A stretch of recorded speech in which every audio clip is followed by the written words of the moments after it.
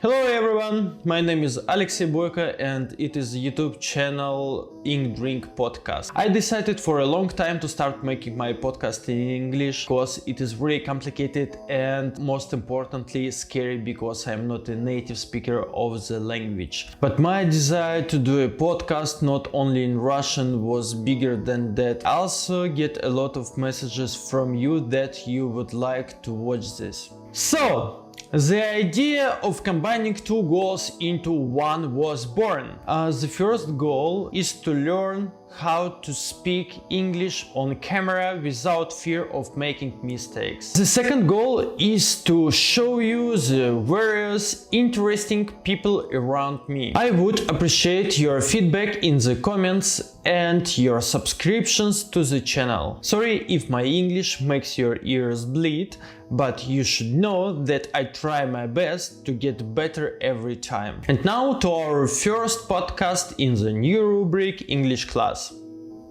So, Julian, hello. Hello. Like we Cheers. didn't see each other.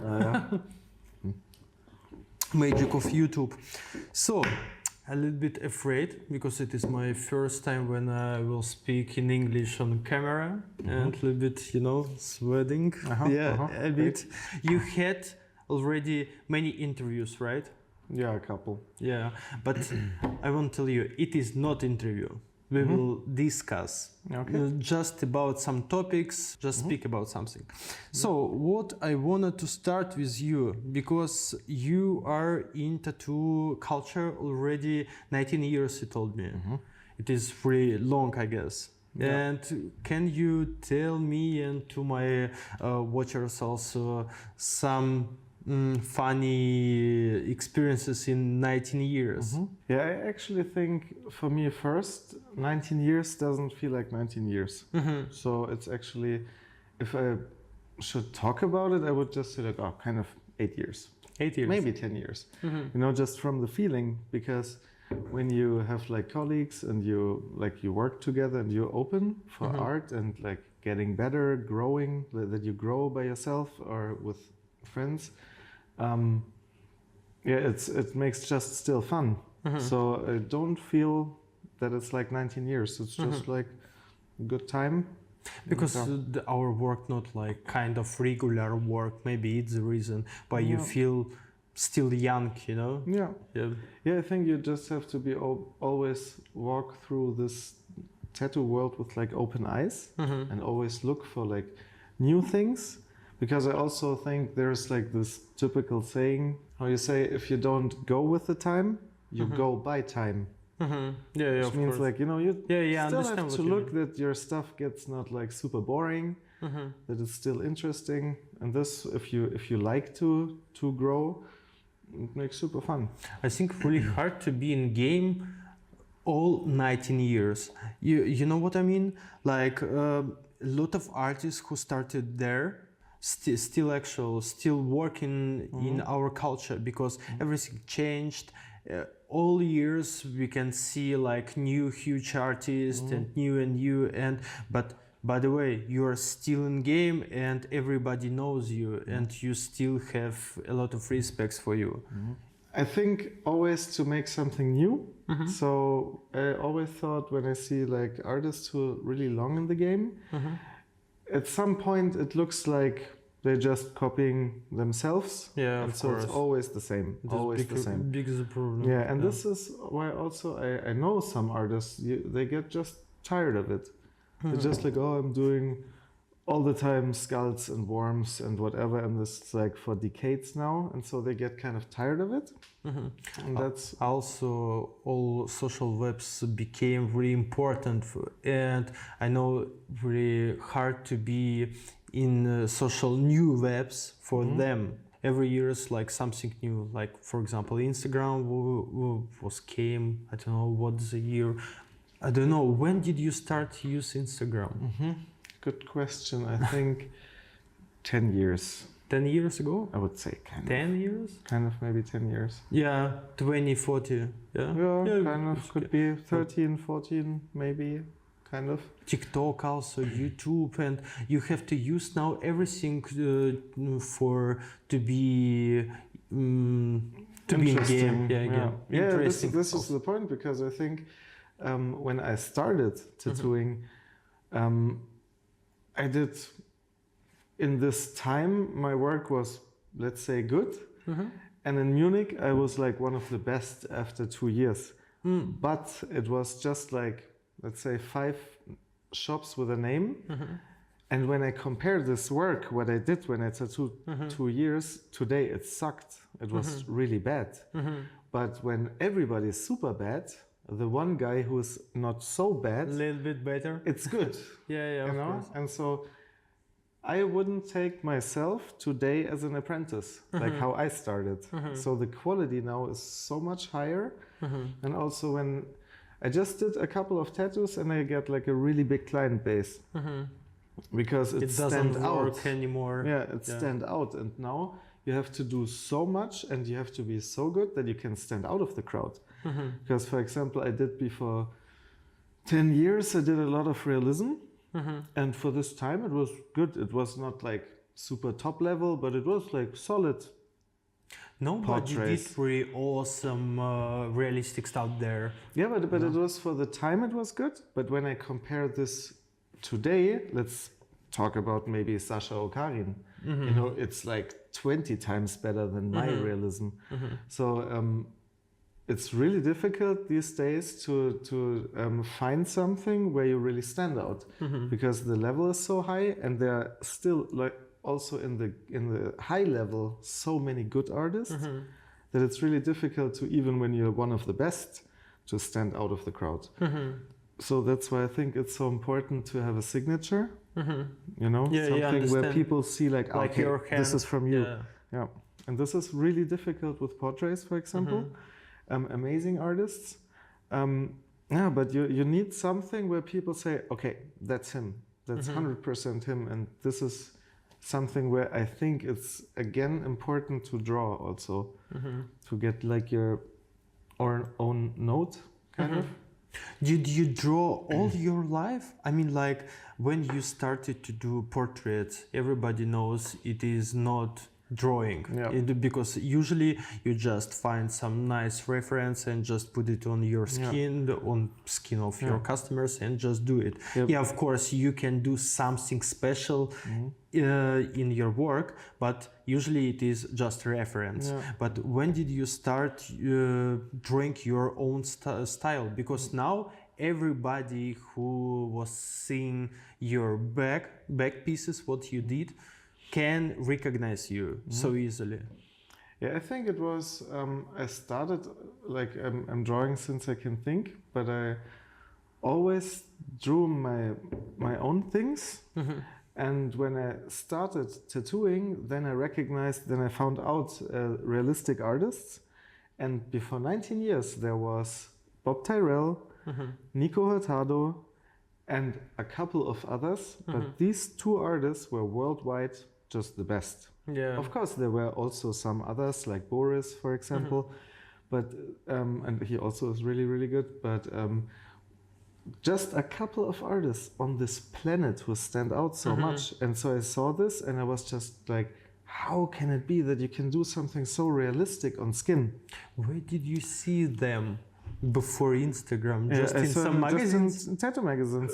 Yeah. Shit. And I just had a was magazine, really and Nico Hurtado just wrote in a headline, "The 15 Magnum changed my career." And without reading the rest, I just ordered 15 Magnum. 15 Magnum. And with tips and new grips, like the old bars. And I just said, when he say this, it has to be good. So that's how I came to the 15 Magnum. And it was really hard to find anything. So there was no YouTube there was YouTube, but no YouTube where you had like education for free. Nothing like our, We Make Artists, for example, that you have online seminars. You had nothing. So I really had to read magazines and really look close to get some information. And Nico Hurtado, for example, he just brought out a DVD. And so I bought this DVD, and then I had like one DVD. I was watching up and like back and forth. just to get some information. And he always said like, oh, if you can paint it, you can also tattoo it. And it was like, oh yeah, of course. Really difficult. Yeah, and so it was so hard to get information in this time.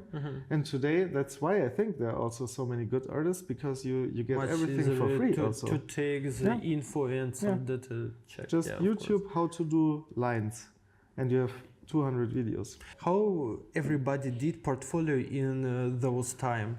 When you think about it, I had like a camera with a film.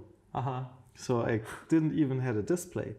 So if you do a picture, you do maybe one more, but not three, because it has to be good, because you also it was expensive. And then you have like super shiny pictures, so crazy. Like just like how you present yourself. I had like no Instagram, but I had like my book where I had like photos of super shiny, not nice tattoos. And then I just put it on like black paper, and I had just this folder. Because looks much more richer, Yeah, it was super cheap, but this was like the way how it was. Yeah. In every convention, you couldn't like make books. You just get on the internet, where you just put all your photos in, and then you print it, and then you have like a nice book. Even it was all like self-made. Looked. At this time it was normal. Today it would look like super cheap. Yeah. But how you said was much easier to get your own base of customers because of just some good works, and customers just can walk around your shop and see it and just come to you, right? Yeah, and it was also an old tattoo artist said, doesn't matter what the world thinks about you, it's important what the locals think about you, because these ones bring you the money. Yeah, of course. So even when you're in a tattoo magazine back in the days, and everybody knows you, it doesn't help you when your own city doesn't stay behind you. Yeah, and so I was in a club backstage, and there I went every weekend for like drinking, doing party, and there I get kind of my client base, because people saw one friend of mine I tattooed, and they were like, "Wow, it's so good," and it wasn't that good. It was just for the time not that bad, and so because of this, I tattooed a lot of people in this club, and by this, because it was like punk rock, metal, hardcore stuff, they were already really open for big tattoos. So I think I did in my first 5 years, I did kind of 68 full sleeves. 68. Yeah, just in the first 6 years. I think full color, black and gray. I still didn't make something like this number of sleeves. Yeah, for some reason I started from the beginning with big pieces. So actually my very first tattoo on a client was a back piece. First one. Yeah, it was a friend of mine. I tattooed myself on the leg. And then my friend, and he said he would like to have the Deadly Sins with a skull on the back. And I had like an apprenticeship. It was like really difficult, but my teacher at this time, he said like, okay, then full back. And I was like, okay, yes, we do it. And then, yeah, my very first tattoo was a big skull on the back. Wow, it is really interesting. I want to ask you about customers. What can you say about their taste? It was changed from time when you started and till now? Yeah, actually, you always choose your clients by what you're doing. So what you post most, people see and people come for this. And I was always so in love with tattoos, like in all kinds of tattoos. So I was stoked about like ornamental stuff, about realistic stuff, about dark stuff, so many different things. So I could never choose one way to go. So I always try to make different styles. And this is why it's maybe after 19 years not boring, because I'm always I do something lovely, something like feminine, something super evil, something maybe kind of funny. And this makes it always interesting because it always is something new. And this is how I get my clients, because I always choose them by their own ideas at my appointment day. And yeah, this is kind of like how it works right now. My clients changed more. They didn't change really. They just see my work, and how what I post is what they ask for, kind of. But their own ideas.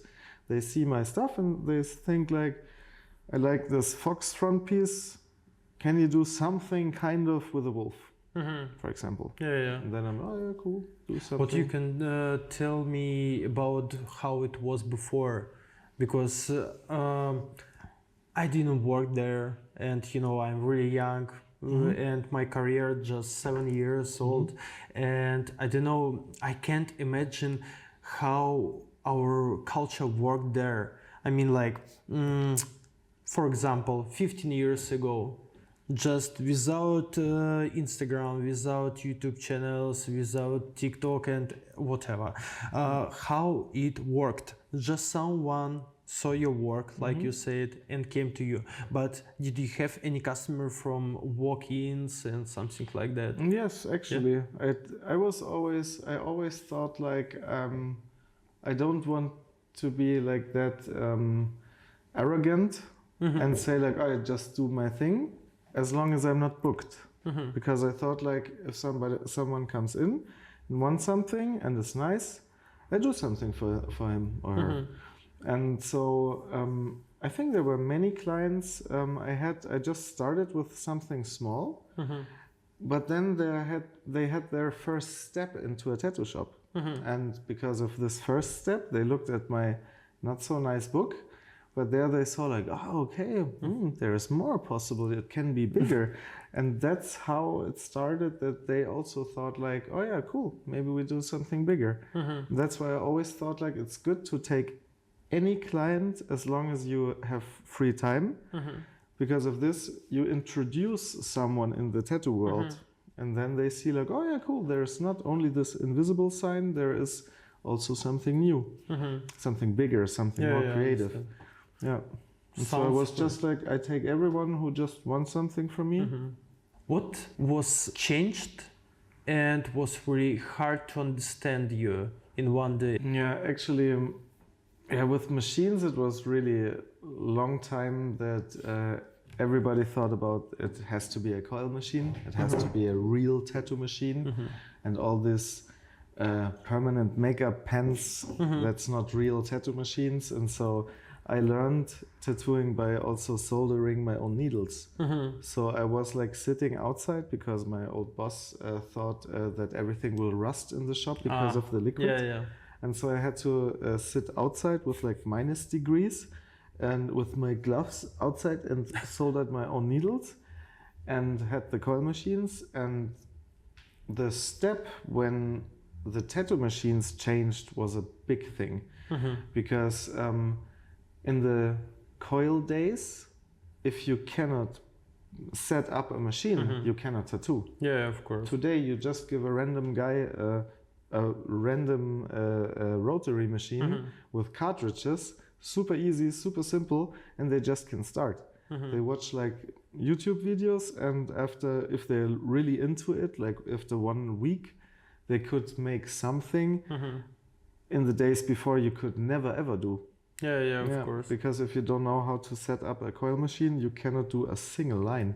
I think it is one of the reasons why we have a lot of new artists who came in our culture. And I think it has also good and bad things, because I agree. Bad thing is that there are so many, but good thing is that also people who live in countries which are not so like super like rich and infrastructure, you know, when you're like somewhere in the forest, you can still learn tattooing now, show it to the world via like Instagram or Facebook or whatever, and then you can go out.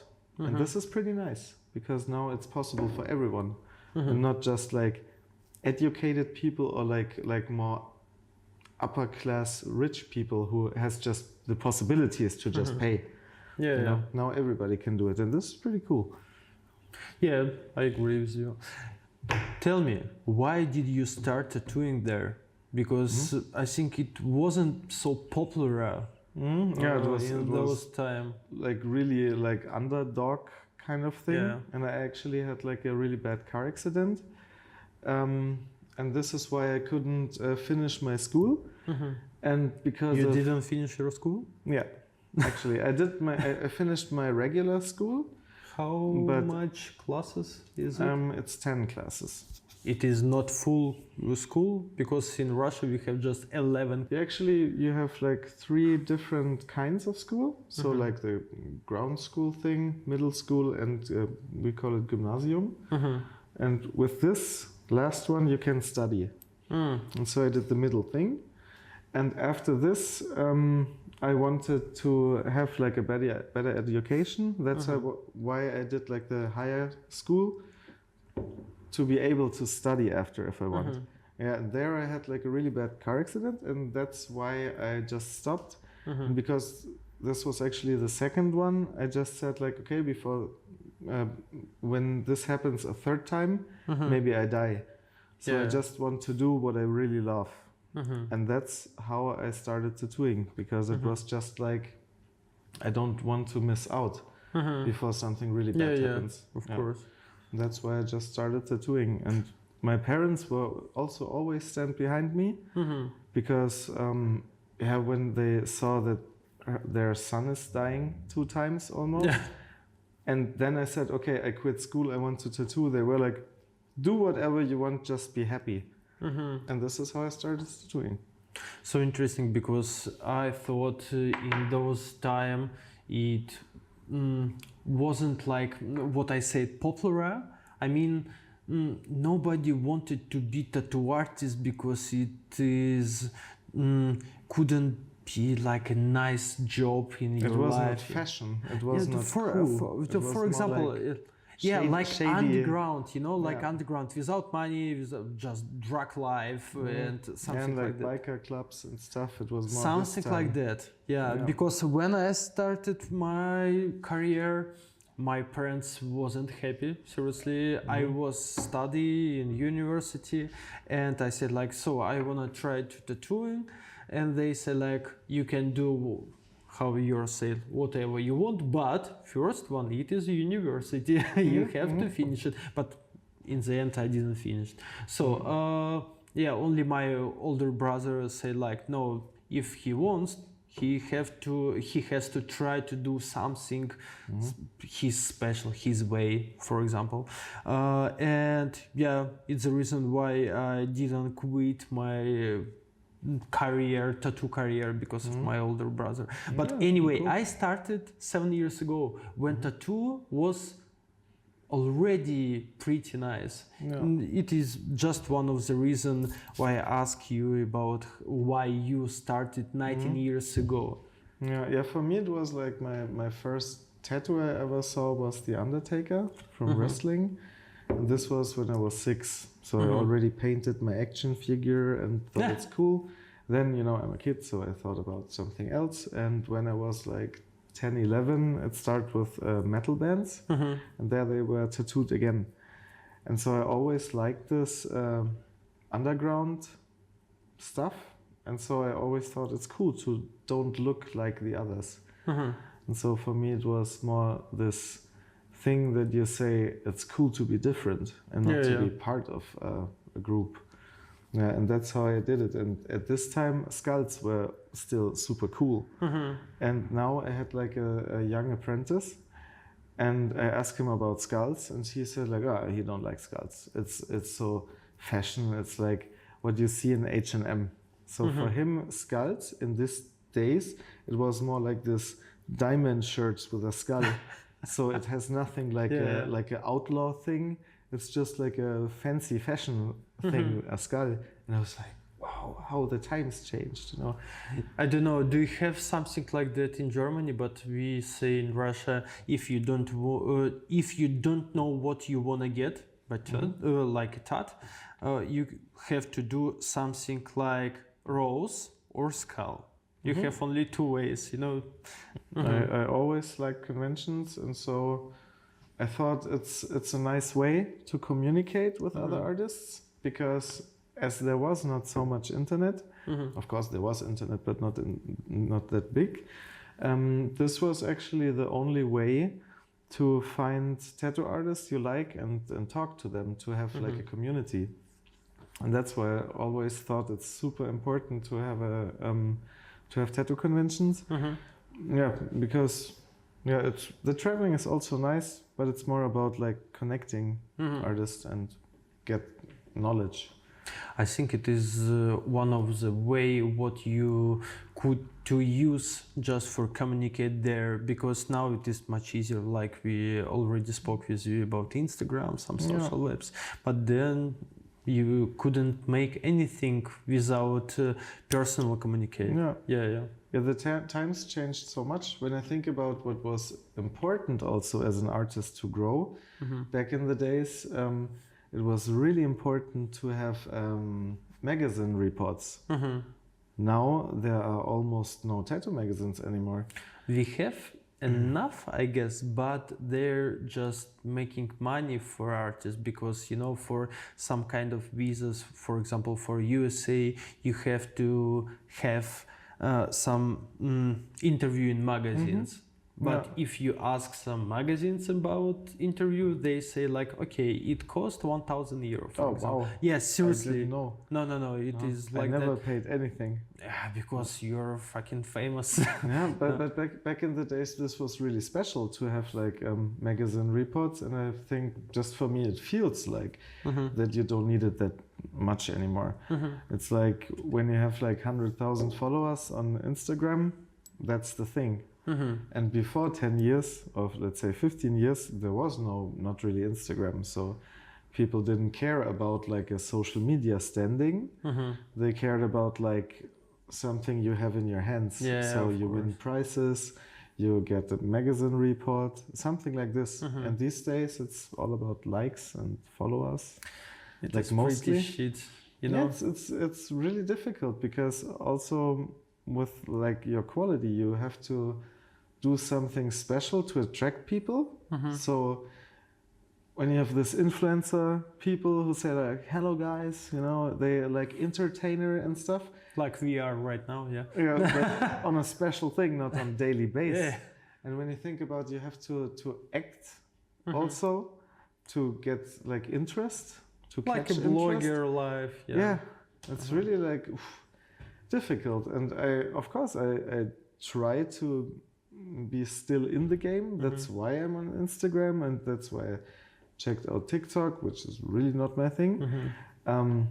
But I thought like better I go and try also, for example, TikTok, than just sticking to the old things with magazines. Today, I think nobody knows in which magazines I was. You know, it's just not important anymore, not that much. For USA, maybe it's important, but you know, for like social media, I think people. It is nothing, like, I still can't understand who are buying these magazines. Somebody buying that. You know, like not only tattoo artists, some customers, but for what? I can't understand. Yeah, but in my time, this was the only information you could get as a client. Course. You know, when you want to have like really good tattoos, you need to have a tattoo magazine that you can check out artists. And so that was like super important to have something like this. I had like an abo where you get like monthly your magazine from Tätowier Magazin. Nowadays I also don't have it anymore, because if you need information, you just go on Instagram and that's it. How time changed. So funny, seriously, because completely different with my time when I growing up in tattoo career. Want to ask you about apprentice. Why it is still working in Germany? Have never seen this kind of work, you know, like apprentice. Only in Germany it is really important. Yeah, of course in China, Japanese, but it is a little bit different part of our world. Why it is so important here? Why all shops has some apprentice, 1, 2, 3. We have 3, I guess, in their agreement. Yeah, I think just you know what I think. Like in my shop, I only had like just a small amount of apprentices, like 1 or 2, because I want to take really my time for them. I really help them with drawing. They get like let's say how you say muscle memory practice.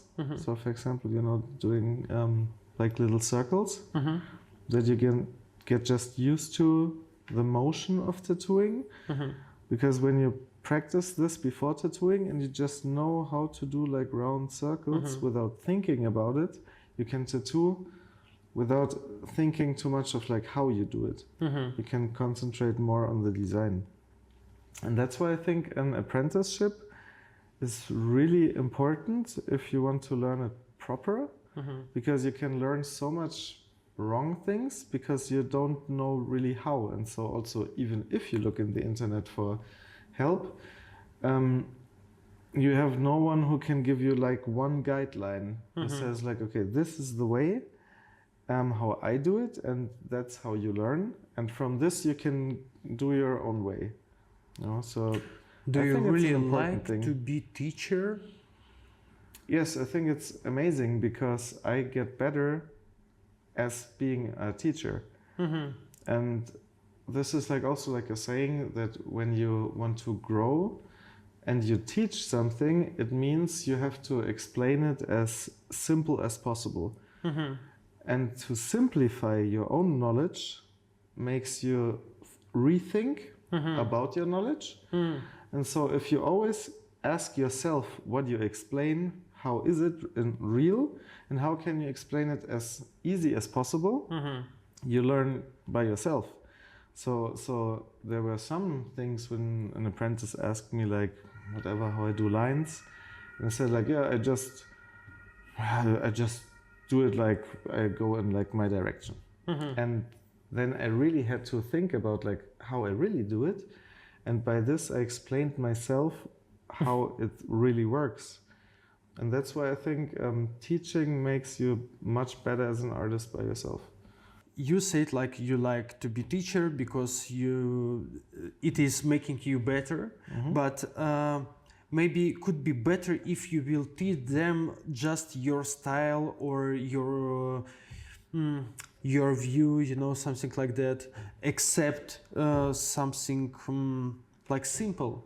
Just prepare workstation, prepare machine before work. They can find all information in YouTube, for example, but they don't and then come to you, and then you can learn them. Yeah, but this is the point that they learn maybe something wrong. When we talk about, for example, cross-contamination. Cross-contamination means if I have bloody gloves, I touch this bottle and you touch it after, you have the bacteria on this. So this is cross-contamination.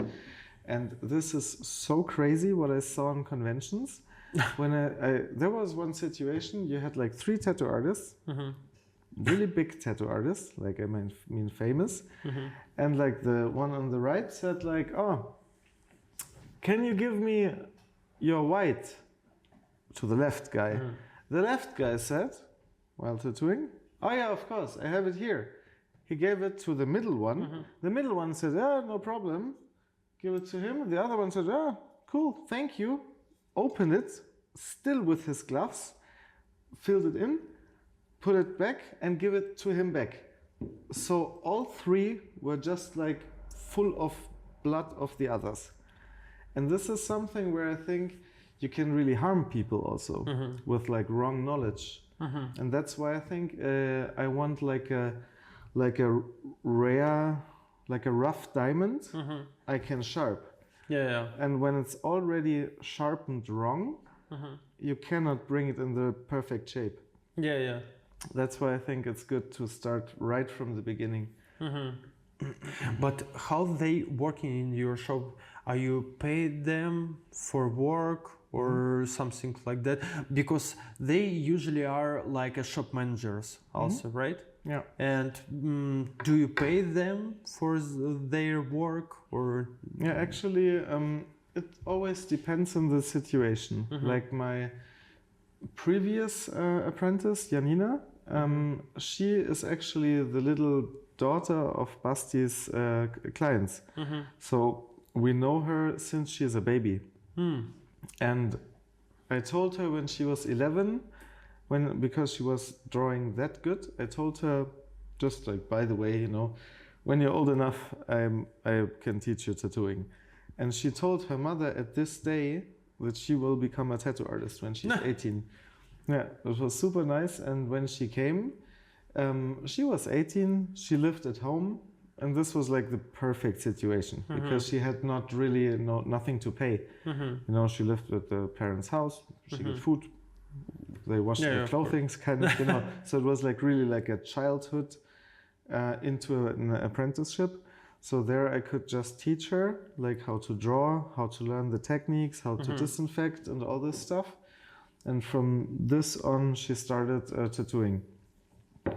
So there it was money-wise easy because it just started that she gives me then like a percentage when she starts tattooing, and before was for free.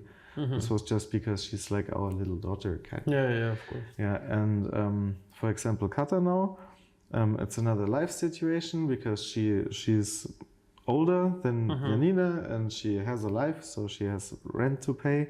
And that's that we thought there the situation is better when she's like a shop manager. I pay her for this, and she's doing kind of half-time, like half-day shop management, half-time apprentice. And as long as it works like this, it's okay. But as soon as she's working like tattooing more and has not that much time for shop management, then we have to look for a shop manager. But then she should earn enough that she don't need to get the money from shop management. How usually they have to be apprentice until they become like a tattoo artist? Like in Germany, it's normal that an apprenticeship, like on regular business, is 3 years. 3 years. Yeah, and that's why we just say like an apprenticeship as a tattoo artist is also 3 years. Yeah, and this is just kind of, I'm tattooing 19 years and I still think I can learn. Yeah, of course. I still sometimes feel like an apprentice.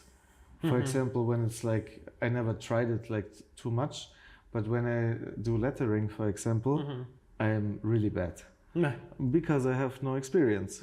It's all about like try and error. But it is a little bit different with apprentices, because you are already pretty nice artist. You know how works machines. You know how works everything. Yeah. Just need to learn how you can draw it. It is a little bit different, I guess. Yeah, it's for sure different for me because I have like most experience in tattooing already, and so I can just learn here and there something new, and this makes it interesting.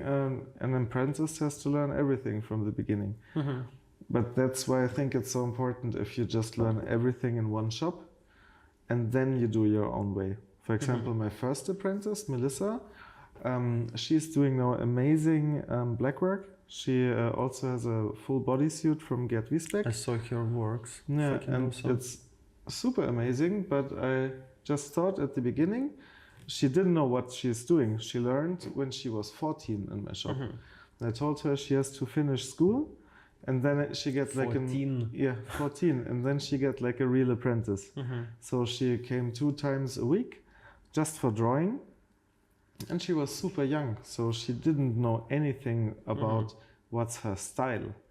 So I showed her how to do designs, how to make comic things, how to make realistic things, how to do like ornamental mandala things. And by this, I just want that my apprentice is able to that they can do everything.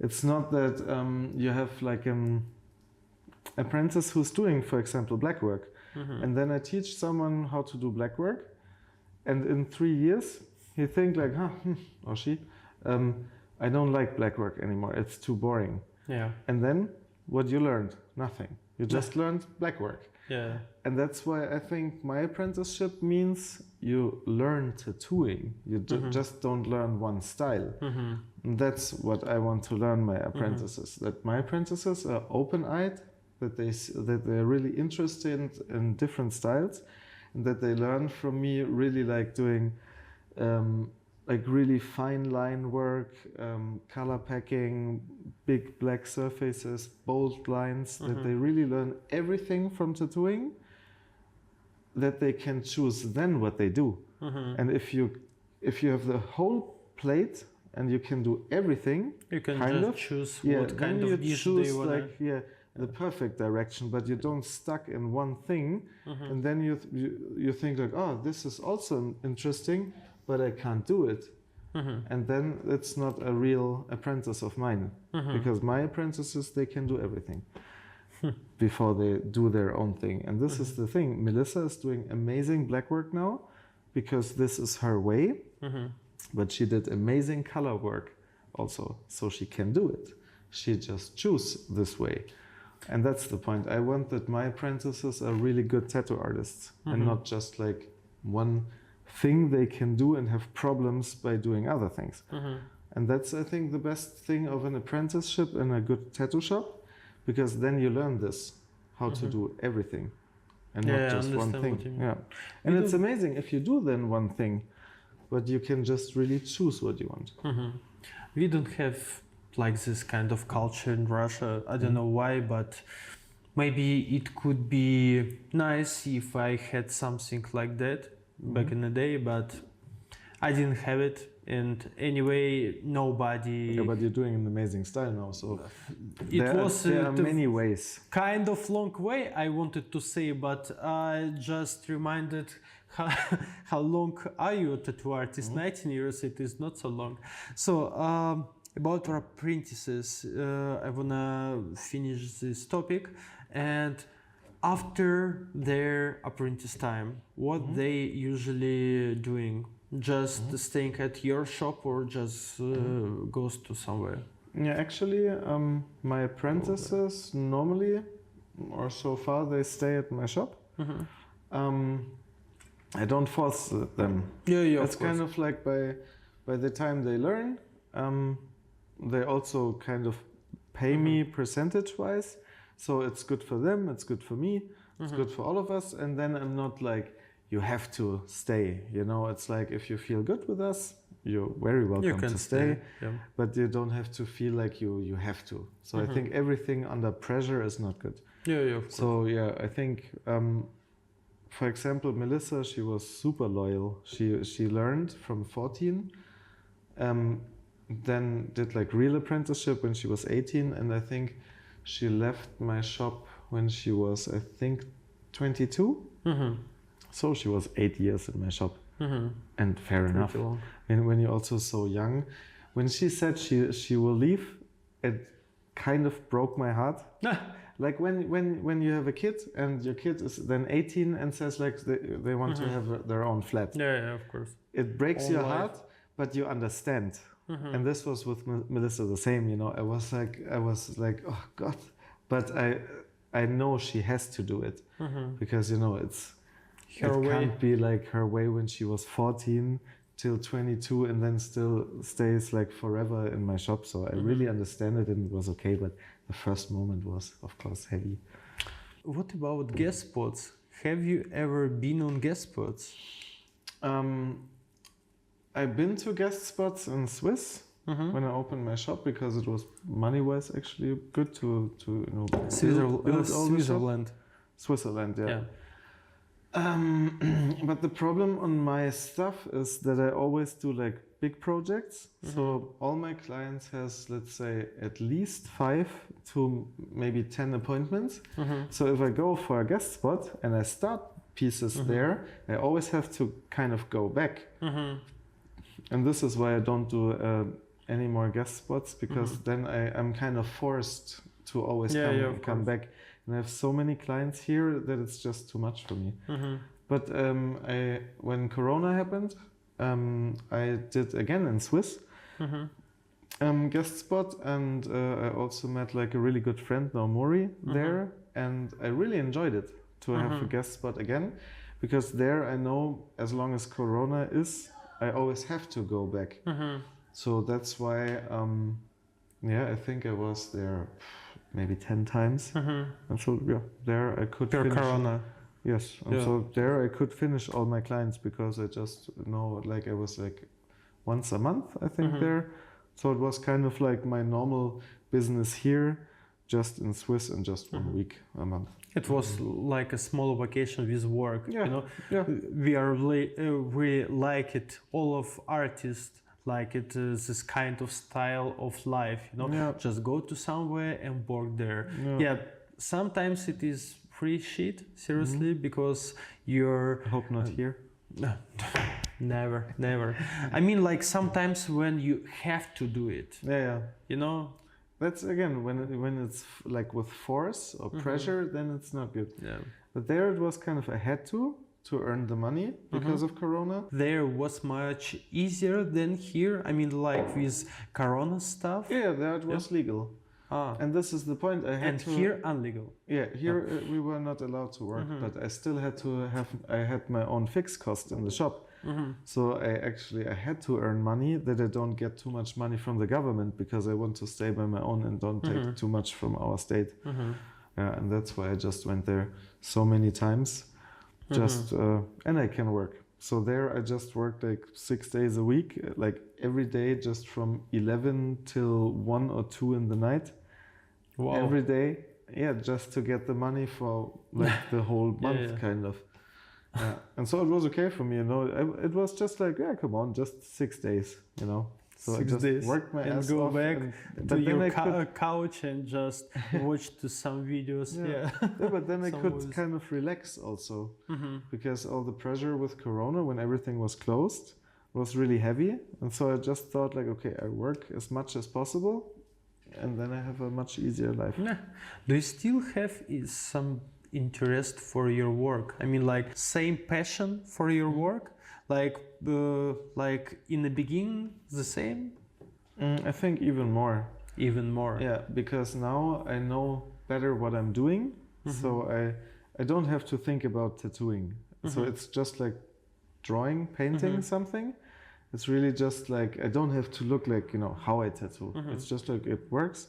And I still have the same passion with my clients, because when my clients like super hyped, and they're like, oh, okay, cool, I want to make like a 3-day back piece. Wow. And when they say Like okay, last time with Lion, right? yeah. And so you know, when they say I want to do this, I'm in, you know, because we are like a team, you know, with your client. And so when they like on fire for it, I'm too. And so then I take my time for them. I work till 10 o'clock if it must be, when they're from far away. And this is what I really like when I see passion. Also in my clients, it also like Can give you restart passion, my fire, you know, because then I think, okay, you want it? Okay, cool, let's do it together. And that's why I still think, as I'm also always interested to get better, my skills get better, my designs get hopefully better, and because there is still something which is kind of growing, and the interest and the passion with my clients, I think it's still super cool. Sounds awesome. So, I want to be like you in 19 years in the tattoo career. Yeah, but this is the point. If you're just like open-minded and always think like, oh yeah, what can I do? Could I do? Then yeah. Did you ever think about quit your career? Not a second. No? No, never. I would. Or just maybe work a little bit less than you're working right now? Yeah, actually, back in the days, I worked like 6 days a week. Because of my wife, I'm working 5 days a week now. But when you think about 5 days and I still have to do all my designs and stuff, it takes so long. And now we say we will work less days. 4 days. Yeah. Yeah, nice. Yeah. Very nice. Yeah, I'm kind of excited because for me it's like normal to just work a lot. And so just having 1 day off in a normal week feels strange, but good after a couple of hours when I get used to it, that it's free. But last time when you had like a weekends, you got your client for 3 days in a row. Yes. It's going to be like that always. Yeah, it's like I cannot stop. It's just I really love what I'm doing. And so for tattooing, I would change anything. Of course, not the life with my wife, for example. This is like the only thing. But if they would, for example, said like, okay, tattooing is illegal in Germany, first thing I would Move go to somewhere. by plane somewhere. Yeah, this would be my reaction. I wouldn't say like, I want to stay in Germany. No, I would do whatever it takes to tattoo as long as possible. Did you think ever maybe to move somewhere for continue your career, for example, in US, because your name can be could be much bigger than you have right now? Of course, it is really big name, but maybe there you can be like famous for whole world, for example. Yeah, I thought like many times about America because it's interesting, and also the clients I have from America, they're super open. They're like, my clients are anyways super open, but it feels like American clients are anyways like, they're happy to get something. They're like, open, and it would be a nice experience. But for now, as I have another apprentice, I cannot go that long away. But it's still in my head. So I think like maybe in the future, let's say in maybe 2 years, when my apprentice is like almost done, then I can imagine that I go to America, maybe just for a couple of months. So I But not completely move there. Because I have here my shop, they are my friends, and this is like my home base, and that's what I really like, to have this one base where I can always rest, kind of. And so that's what I really like, and I built everything here in Munich, like all my existence. So I cannot imagine to like completely like switch the country, but like maybe here a month, Just there traveling. a month would be cool. Yeah. But I think it is could be really hard to be there just 1 or 2 months and go back, and again 2 months here and go there, because it sounds like a guest spot, what I told you, like when you have to do something, when you feel it, you can't give 100% of your art to your customers, Yeah, but there I would make like a plan that it works. So, for example, I would say I go, let's say 3 months, like every 3 months, 1 month, and then I could start my clients and continue them. And then it would be like a nice solution, because then I have like my guest spots, which is always like my normal customers. I just go there, but then it always has like, I tattoo them 3 days, then it can heal 3 months, then I tattoo them again 3 days, and kind of this I could imagine, then I have like a consistency, and then it's like a normal shop work and not like too much guest spot where I do like walk-ins and fast stuff. The last time in Russia you had 3 funny experiences, right? Yeah, can you tell me the story again, please? Because you spoke about it 2 years ago, it was many years. Yeah, and Russia was really funny because we were like 15 tattoo artists who go to the Moscow convention. Just everybody from from Munich, Europe, from Germany. kind of Germany, Austria, I think some from England. And so we thought like, oh yeah, cool, super nice. Let's go to Moscow, because like a different experience, I would say. What the year it was? 2000 something, maybe 2014. Not different. Yeah, and actually 15 artists. And so I thought like, oh yeah, cool, it's a group, so it's pretty safe. Yeah, and finally I was the only one who just arrived at the airport, because some lost their passports, and they just didn't get a visa, and so many different things. That's why I was just alone. And then I was alone. Yeah, all alone in Moscow, and it was actually pretty nice, like a cool experience. But it was crazy because everything was in Cyrillic, and I thought like, oh, on my map, like, oh, nice, Red Square is just like 2 or 3 stations. And then I thought, oh yeah, cool. Can't be that difficult, And then I just went to the train station, and everything was just in Cyrillic.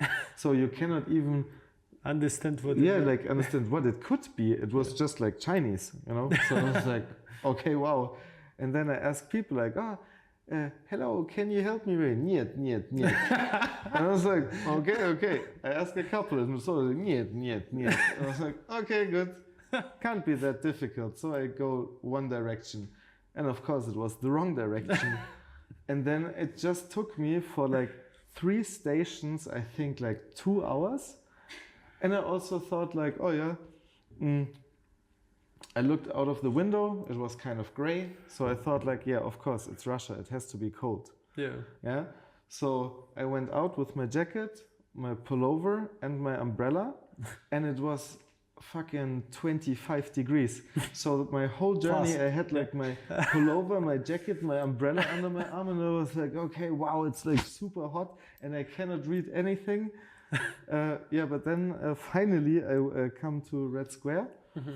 And this was really impressive, like looked really, really cool. And have you been there alone? Yes, all alone.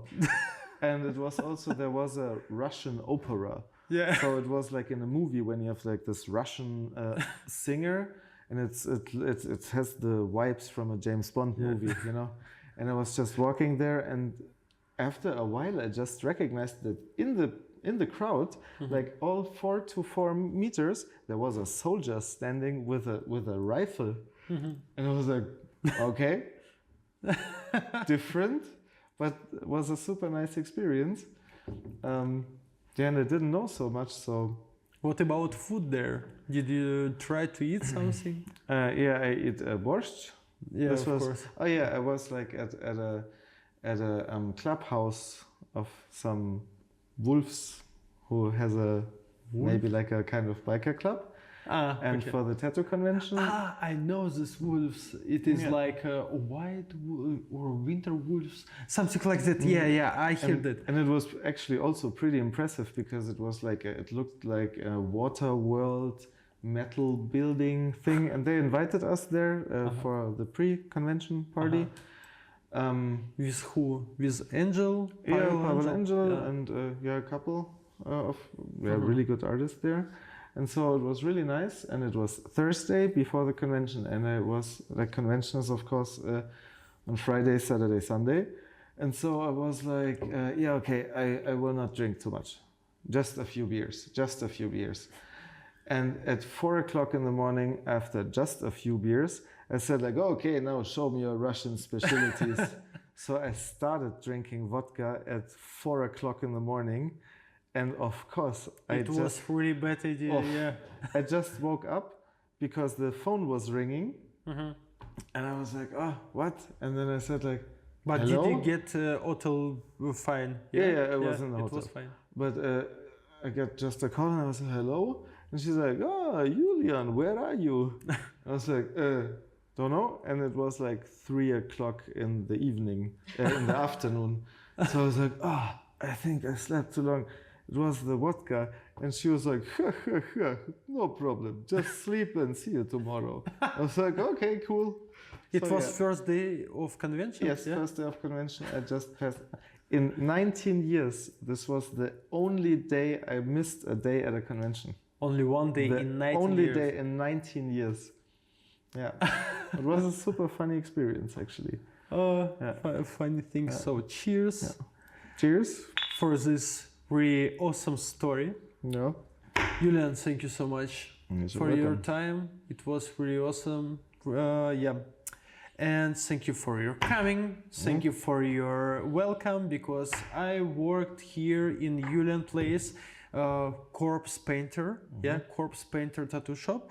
1 week. It was awesome. Really, great. Everyone was friendly, were friendly. Julian, thank you. It was a pleasure. Yeah. And see you next time.